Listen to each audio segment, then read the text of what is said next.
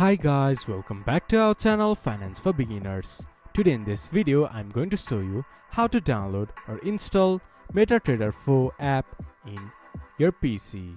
To do so, follow some simple steps with me.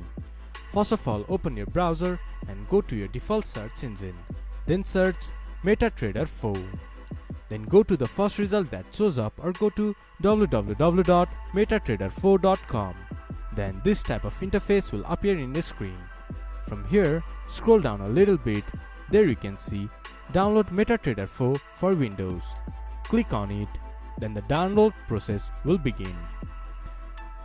View your downloads. Once it has been downloaded, click on it. Then Setup option will appear in your screen. Click to run.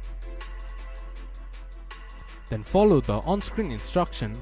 Then your MetaTrader 4 will be downloaded in your PC.